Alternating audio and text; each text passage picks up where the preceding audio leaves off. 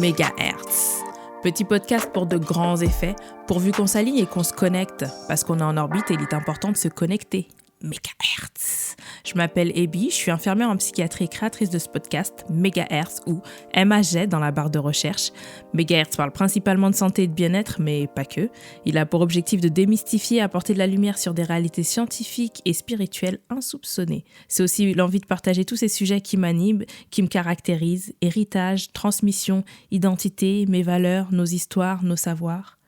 Je te laisse à souhait commenter cet épisode, liker, partager sur tes réseaux, t'abonner et mettre un max d'étoiles sur iTunes pour augmenter la visibilité. Et pour la bande son que tu entends, elle est produite par Jordan Hipbits sur Insta et le montage et habillage sonore par Les Belles Fréquences. Mais pour tout savoir, faut qu'on se connecte, faut qu'on échange. Prends le temps alors. Et bien, microphone. À vos écoutes, chers électrons libres. Mégahertz est permaculture versus pensée unique. Partie finale de notre échange. Pour les débuts, partie 1, émission, réception et transmission, et partie 2, éducation et IEF sont sur toutes les plateformes d'écoute comme toujours. Si ces épisodes t'ont intéressé, apporté quelque chose ou non d'ailleurs, tu peux réagir sur les réseaux via le Insta qui est MAG Podcast -8 ou bien le canal MAG Podcast aussi. Tu pourras faire le max de commentaires si le cœur t'en dit. Et pour tout le reste, tu peux mettre un maximum d'étoiles sur iTunes parce que ça aide et ça donne de la force. Toujours dans le thème de l'éducation et du développement de l'être, le fondateur de l'association Ujima et de la Fun Schooling Academy, Xavier, nous parle de son parcours personnel. Ça parle permaculture et diversité. Le lien, les modalités éducatives, pas bête l'abeille. Zzz, bonnes écoutes. Donc, tu nous as bien expliqué pourquoi, quel était l'intérêt, mais quel est l'intérêt pour un parent, mais quel est l'intérêt pour l'État d'abaisser cet âge-là? Alors qu'en fait, le nerf de la guerre, moi je suis un peu cynique, à l'hôpital c'est ça. Le nerf de la guerre, c'est l'argent. Si au final, l'État est soulagé de son nombre d'enfants à instruire, pourquoi avoir rabaissé cet âge, en fait? Je comprends pas la logique.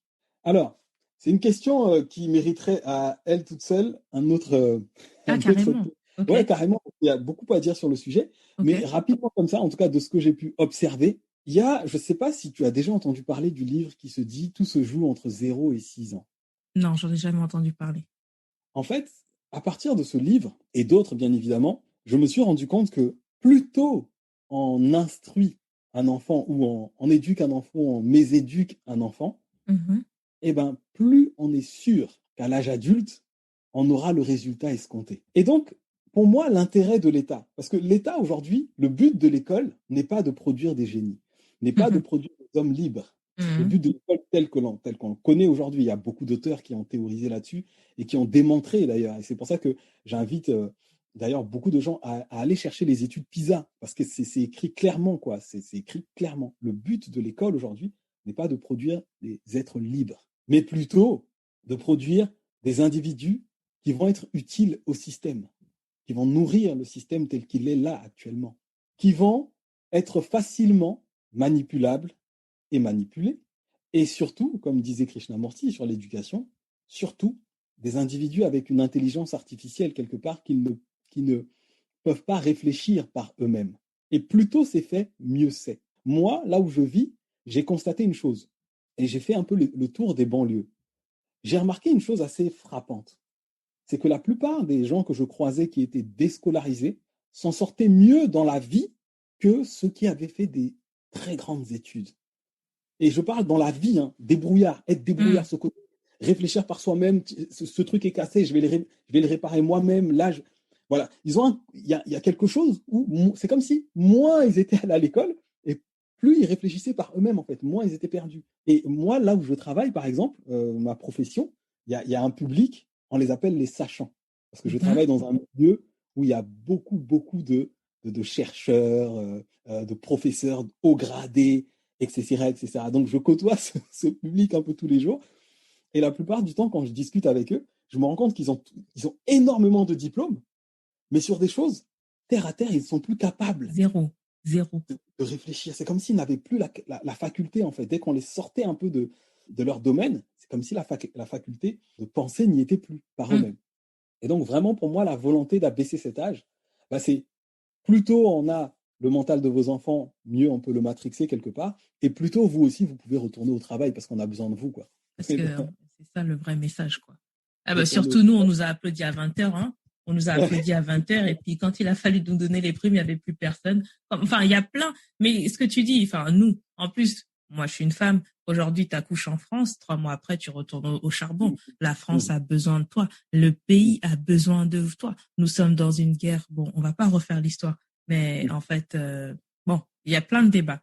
Mais ce que tu dis sur l'histoire des enfants de 0 à 6 ans, c'est Aurélie autour de l'enfant que j'ai eu ici, qui me parlait de cet élément-là et et des différents types d'intelligence. Et le fait d'être à l'école, d'être sur les bancs de la fac, c'est tu es soumis, tu es docile et tu ingurgites ses savoirs. C'est comme du gavage d'oie. Tu bouges pas de ta chaise, tu sais pas regarder, tu sais pas vivre, tu sais pas. On va tacler les internes aujourd'hui, hein, les petits internes. Allez, allez. Les petits internes, ils sont tellement marrants. Les mecs, ils sont à bac plus, mais ils sont à côté de leur côté expérience de vie. Ils sont en décalage total. Pas tous, mais en tout cas, j'en ai quand même croisé qui étaient comme ça. Tu les regardais à âge comparé, tu te dis, mais c'est quoi ce mec? Enfin, c'est quoi ce, le caillou là, il est vite, quoi. La noix de coco, il y a beaucoup d'eau, quoi. Mais ce que tu dis, c'est très sensé. J'avais eu ce cas de figure où on a toujours ce fantasme du chirurgien qui fait des choses, il fait des opérations à cœur ouvert, des choses magnifiques, des choses qui servent à la société. Mais changer une ampoule, bah Ouais, bon, voilà, c'est ça. c'est monter un meuble Ikea, faut pas. Voilà, ça devient problématique. Même savoir manger, en fait. Savoir manger. Moi, je connais beaucoup de médecins qui ne savent pas manger. Pourtant, ils sont médecins. Parce que justement, on a séparé les matières et on n'a pas créé de lien entre eux. Et c'est pour ça qu'au début, je précisais que nous, on a séparé les domaines de vie simplement pour en augmenter la compréhension, mais ensuite, on les réunit parce qu'ils sont tous interdépendants. Aujourd'hui, si l'État prenait en compte ces réclamations, où il y a beaucoup de gens qui parlent justement d'une école qui inclut toutes les matières, les unes dans les autres, et ne plus voir justement les matières séparées les unes des autres, comme ça, qui n'ont aucun lien entre elles, eh ben, ce serait déjà beaucoup plus intéressant pour les élèves. Et aussi, il faut voir la physiologie de l'enfant. Un enfant n'est pas fait pour rester assis pendant des heures. Il n'est pas fait pour rester dans cette position assise. La position assise, la sédentarisation, c'est extrêmement mauvais. Et en fait, si tu regardes bien une école, qu'est-ce qui se passe? Il y a des barreaux, on dirait une prison en fait. Tu rentres dans une salle et tu es là toute la journée. Tu as une récréation, tu vas manger à la cantine et ensuite tu repars et après les parents viennent te chercher ou tu vas au centre, etc. Et en fait, si on se penche dessus de plus près, on se rend compte que c'est un formatage qu'on est en train de faire dès le plus bas âge Oui. pour que l'adulte, plus tard, puisse facilement supporter cette vie qui est le métro, boulot, dodo. C'est-à-dire, tu vas t'asseoir de 9h jusqu'à telle heure, puis tu vas chercher à manger, et ensuite, tu retournes jusqu'à la fin d'après-midi et tu rentres chez toi. Donc, l'enfant est déjà habitué à ce même rythme-là, en fait, très tôt.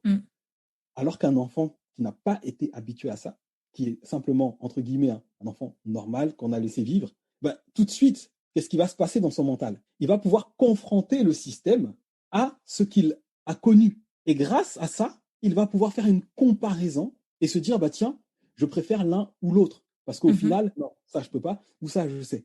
Parce qu'il a eu un élément de comparaison. Or, si aujourd'hui, on met tous les enfants dès 3 ans à l'école et qu'ils ne connaissent que ça, ils n'auront aucun élément pour remettre en question l'instruction reçue, en fait. Ils n'auront aucun élément parce qu'ils n'auront vu que ça. Et ça, c'est un piège. Ça, c'est un piège.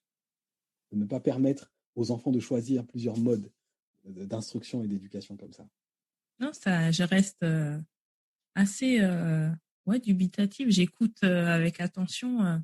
Pour moi, tu fais partie, si je comprends bien, tu fais partie un peu de ce genre d'école, un peu à la Montessori, où l'enfant, Oui. justement, et moi, Montessori, encore, de ce que je comprends et de l'ailleurs que je connais, c'est un peu l'éducation du village. Hein. C'est un peu cliché, mais tu te lèves le matin, tu as tes corvées à faire d'enfant, tu dois ranger, bla, bla, bla, bla. Tu as des choses à faire. Et après, une fois que c'est fait, tu fais ce que tu veux de ta journée. Tu veux faire des saltos, t'en fais à l'infini, c'est pas mon problème. Par contre, quand tu rentres, tu dois te laver.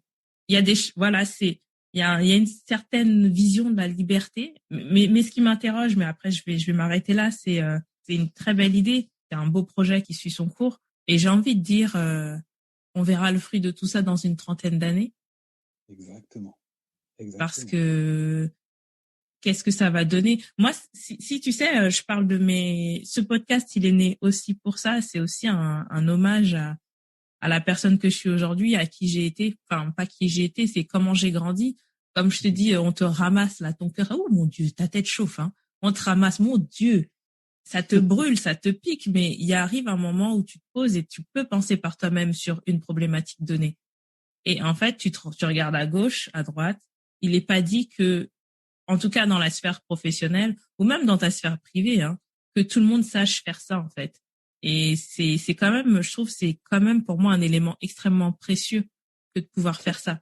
Ou même te dire, ok, je suis dépassé par telle thématique, je vais chercher de l'aide pour y arriver. C'est une très belle entreprise en tout cas. Force et honneur. Et j'espère avoir des suites et pouvoir te faire intervenir dans mon émission une fois de plus pour développer une autre thématique importante. Parce Avec que, plaisir. ouais, parce que je trouve qu'il y a beaucoup d'idées dedans. J'espère que les gens auront fait le lien parce que je sais pas si on a été très clair, mais le lien, c'est toujours, moi, la thématique, c'est la santé, le bien-être, nos histoires de vie, etc. Pour moi, Ujima, c'est exactement ça. Tous les traumas que peuvent produire l'injustice, ils sont là et ça impacte sur nos santé.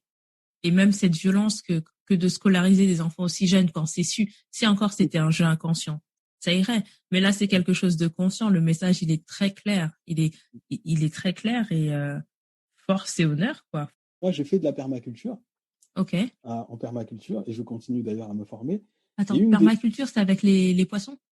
non, la C'est quoi? permaculture, ça englobe les poissons, Mhm, l'agriculture. En mhm, fait, la permaculture, ça vient d'un mot anglais, permanent culture. Le mhm. but de la permaculture, c'est de créer justement une culture permanente, c'est-à-dire quelque chose qui est résilient, qui traverse le temps et les âges, Exact. et qui est en harmonie avec l'univers.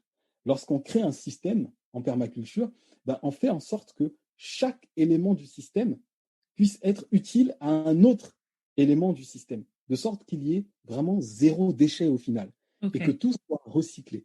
Et un tel système est fort et puissant et Mhm. résilient parce qu'il y a de la diversité. Et ça, c'est un principe de base que j'ai compris en permaculture lorsque j'ai étudié les forêts, la diversité d'une forêt. Plus une forêt est robuste, plus il y a de la diversité, que ce soit au niveau de la faune comme au niveau de la flore. Mhm.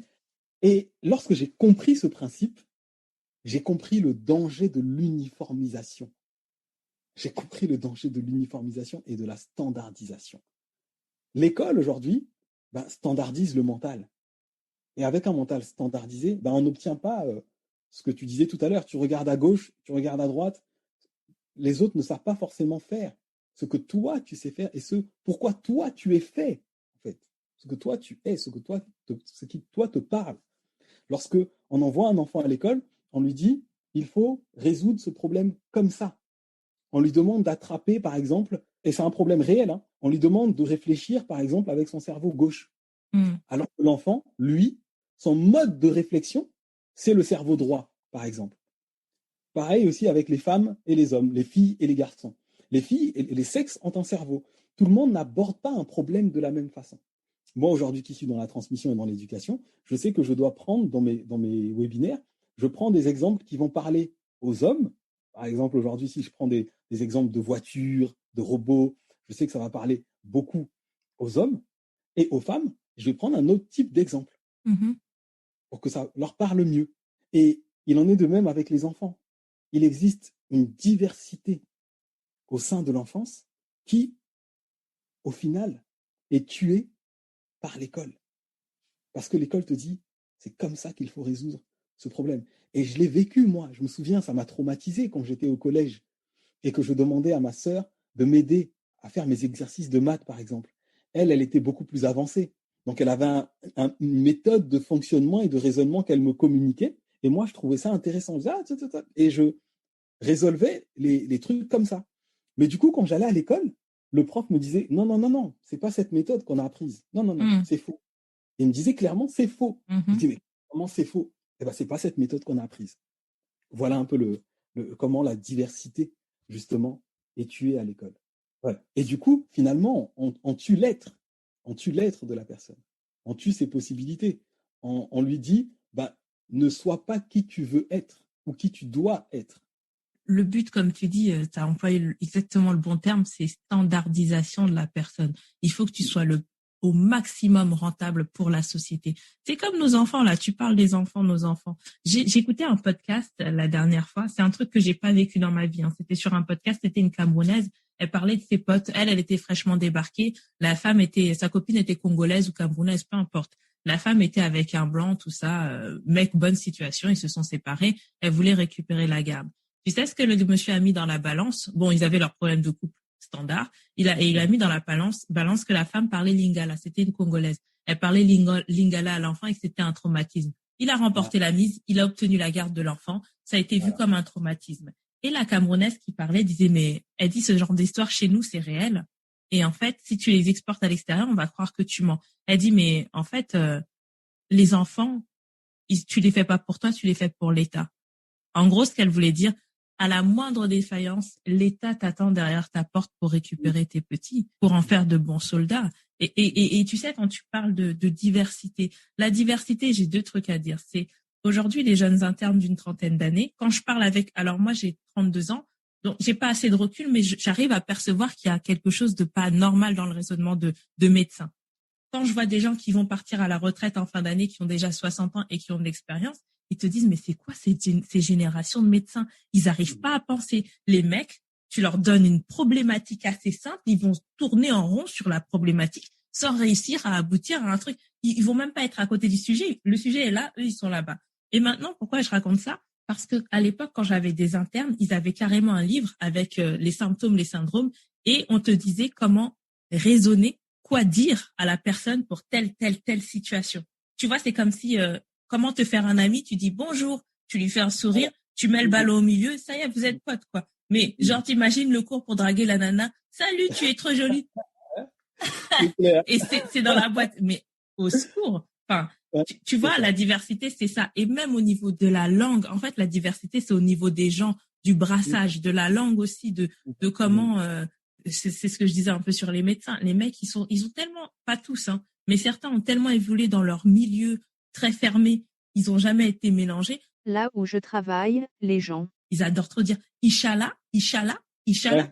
Ouais. Là, ils sont en train de dire Inch'Allah. Inch'Allah, Inch'Allah. Moi, après, je avec une collègue, je dis, ouais, Inch'Allah, Inch'Allah, Inch'Allah. Ah là là. Mais il y a un moment, faut arrêter. Enfin, tu vois, c'est de la pauvreté, en fait. La pauvreté, elle est vraiment là. Je tiens juste à préciser pour ceux qui sont pas dans la négritude, etc. Le principe de parentalité, pour moi, il est propre à tout le monde. Si les propos sont entendus, ben écoutez, j'aime souvent dire ça, c'est que la prédation, elle est pour tout le monde. La prédation, elle commence déjà contre l'autre, contre celui qui est le plus étranger à toi, jusqu'à arriver à toi. Ben, merci beaucoup. Merci à toi. Merci à toi. De rien. Et puis, ouais, effectivement, tout a un lien avec la santé mentale. Ouais. C'est la santé mentale qu'on va arriver à bâtir un monde meilleur. Et comme j'ai bien dit, ça, c'est la partie finale. Tu as la totalité de l'échange qui a lieu avec Xavier. Et si tu n'as pas saisi l'ordre chronologique, donc partie 1, émission, réception et transmission. Partie 2, éducation et IEF. Partie 3, permaculture versus pensée unique. Ça, c'est exactement ce que tu viens d'écouter. En espérant t'avoir fait vibrer un peu, n'hésite pas à commenter, liker, partager, t'abonner, à mettre un max d'étoiles sur iTunes pour faire décoller Megahertz, que tu peux aussi retrouver d'ailleurs sur MAZ Podcast. Production du jingle Jordan Hip Beats. C'était Ebi au microphone. À très vite sur les ondes.